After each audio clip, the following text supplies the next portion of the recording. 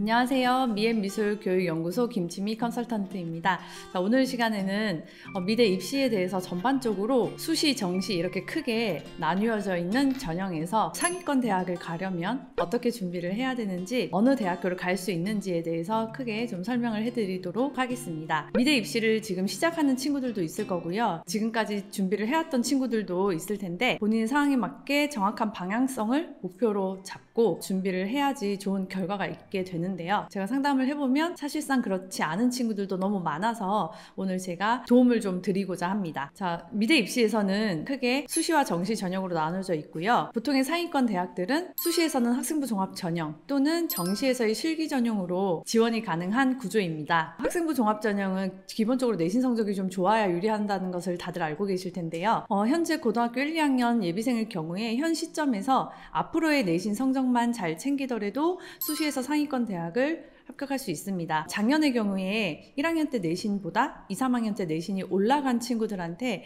높게 평가를 해준 학교들이 사실상 많았는데요. 예를 들어 저희 유튜브를 보셨으면 아시겠지만 2.5등급인 친구가 서울대에 합격한 학생의 경우도 1학년 때보다 2, 3학년 때 성적이 향상됐던 친구였습니다. 특히 수학이나 과학 성적을 1학년 때는 관리하지 않았다가 2, 3학년 때 관리를 했었던 부분이 내신 성적 향상에도 큰 도움을 주었고, 다른 활동을 함에 있어서도 학생이 자발적으로 스스로 적극적으로 노력한 게 생활기록부에 잘 드러난 것 같습니다. 그리고 보통 국민대나 고려대 같은 경우에 내신 3등급 정도까지 저희 미엔에서는 합격을 했었는데요. 수학과학 성적까지도 조금은 관리를 한 친구들이 좀 유리하기는 했었습니다만, 내신 성적이 3점 초반대여서 공예과에 지원한 학생이 국민대학교 프론티어 전형 시각디자인학과에도 합격을 했었던 사례가 있었죠. 자, 이런 친구 같은 경우에 학과가 다르기 때문에 두 학과를 동시에 합격할 수 있는 그런 생기부 전략을 짜기 위해서 노력을 했던 것으로 기억이 됩니다. 자, 이렇게 내신 변별력이 낮아지고 있는 현 시점에서 내신 성적이 다소 낮더라도 생활기록부의 상태나 본인의 노력 정도에 따라 합격할 가능성이 있기 때문에 지금 중간고사 기간인 이 시점에 우리 친구들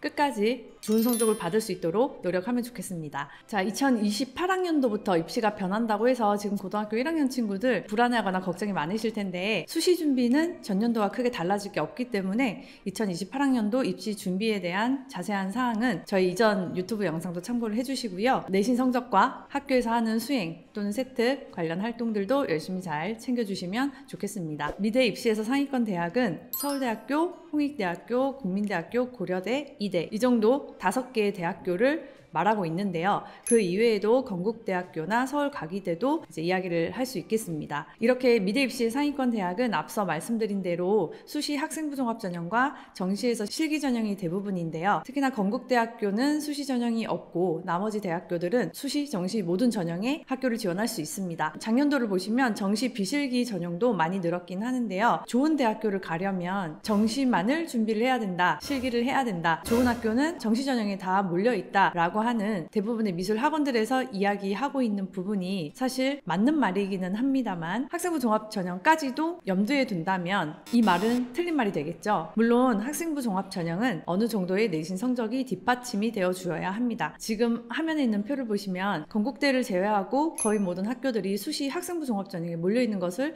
볼 수 있습니다. 자, 표에 없는 이외에 학생부 종합 전형으로 가능한 대학교들은 경희대학교, 세종대학교, 서울여대, 동덕여대, 명지대, 중앙대, 한양대, 경기대, 인하대, 연세대가 있습니다. 특히나 교과 전형에서 상위권 대학교는 홍익대학교의 학교장 추천자 전형으로 캠퍼스 자율 전공에서 내신 100%로 학생을 모집하고 있습니다. 그 이외에는 수시 전형에서는 이제 실기 전형으로 볼 수 있는데요. 실기 전형에서도 크게 다단계 전형과 내신 플러스 실기 전형 또는 실기만 적용이 되는 전형으로 나누어집니다. 다단계 전형 중에 대표적인 학교는 서울과기대, 숙명여대, 한양대라고 볼 수 있겠는데요. 서울과기대와 숙명여대는 내신 성적이 2점 중후반은 되어야 1단계 합격이 되어져서 실기시험을 볼 수 있는 자격이 주어집니다. 그리고 한양대 같은 경우에는 서울의 응용미술학과 같은 경우에는 20배수 내외로 학생을 선발하고 있고, 한양대 에리카는 40명 모집 인원의 10배수로 학생을 1단계로 선발을 하고 있습니다. 이 두 곳 모두 내신 성적이 3점대 중후반까지 합격을 하기 때문에 다단계 전형인 친구들은 내신 성적이 어느 정도 높아야지 지원 가능하고 합격할 수 있다는 뜻이 되겠죠. 그리고 이외 학교들은 실기 비중이 높습니다. 실기 반영 비율이 70%에서 100% 정도까지로 학생들을 선발을 하고 있고,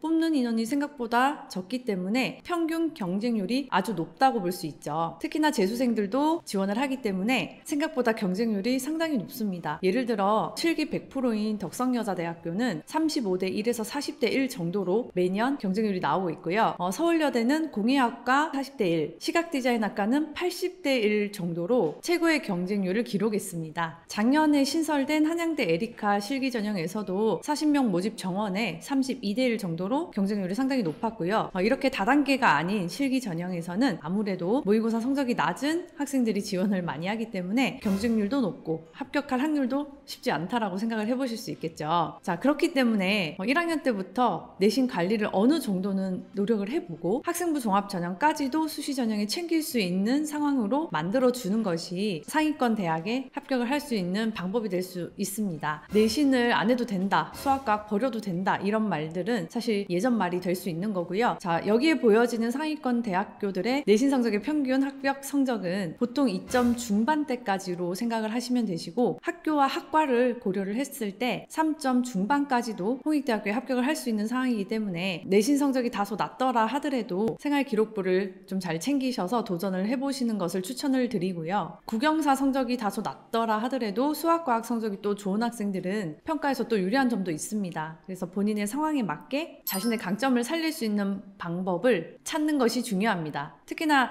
2028학년도부터는 내신이 5등급 체제로 변해지기 때문에 예전에 1등급보다 현재 1등급이 더 많아지는 상황이 되는 거죠. 그러니까 예전에 2등급까지가 1등급이 되는 상황이기 때문에 그런 상황에서도 당연히 최상위 내신 성적을 받지 않더라도 생활기록부의 내용을 잘 챙기시면 합격할 확률을 높일 수 있을 겁니다. 수시 지원에서 대학교를 선택할 경우에는 모의고사 성적을 당연히 고려를 한 다음에 전략을 짜셔야 되시는데, 그러면 정시 전형을 좀 살펴보도록 하겠습니다. 지금 보시는 표는 가나다 군별로 상위권 대학의 지원 흐름을 보실 수 있습니다. 파란색 글씨로 보여지는 게 융합전공이나 자유전공 학부로 학생들을 선발하는 학교들이고요. 가나다 군별로 학교들이 나누어져 있기 때문에 본인이 원하는 상위권 대학교들을 이렇게 일일이 다 선택을 할 수는 없는 구조입니다. 특히나 가군의 주요 대학교들이 몰려있다라고 생각을 하셨을 때 국민대, 고려대, 이화여자대학교가 실기 전형으로 가장 주요 학교라고 볼 수 있는데요. 그리고 나군에는 서울대학교, 서울과기대학교, 비실기로 홍익대학교가 배치되어 있죠. 그리고 다군에는 사실상 많이 지원할 수 있는 인서울의 주요 대학교가 없습니다.